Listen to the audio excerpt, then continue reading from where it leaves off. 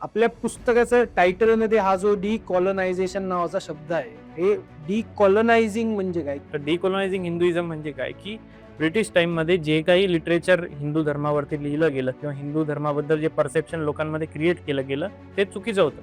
आणि ते आपला इंडिजिनियस पर्स्पेक्टिव्ह काय आहे, त्याला एक ऑल्टरनेटिव्ह काय आहे किंवा आपल्या परंपरा कशा आहेत, हे आपल्यापेक्षा बेहतर कोण जाणू शकतो.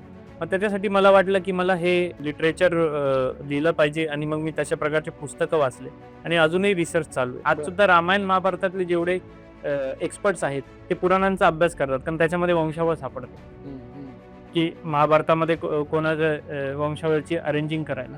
सो ही एक कम्प्लीट लिंकेज आहे आणि त्या लिंकेज सोबत आपले सगळे आत्ताचे पण किंगडम्स आहेत, एकदम मध्ययुगीन कालापर्यंत ते सगळे जोडलेले आहेत. तो हा एक लिंक असलेला एक सिव्हिलायझेशन आहे आणि ही लिंक ब्रिटिशांनी तोडली.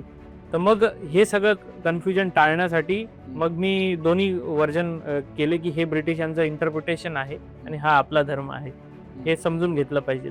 मग त्या उद्देशाने मग मी हे डिकोलोनायझिंग हिंदुइझम बुक लॉन्च केलं. अशाच प्रकारे हिंदू धर्म रक्षणासाठी अजून कोण कोण काय काय काम करतं हे जाणून घेण्यासाठी हिंदवी स्वराज्य स्पीक्स या फेसबुक चॅनलला, इंस्टाग्राम चॅनलला आणि यूट्यूब चॅनलला लाईक, फॉलो, सबस्क्राईब नक्की करा.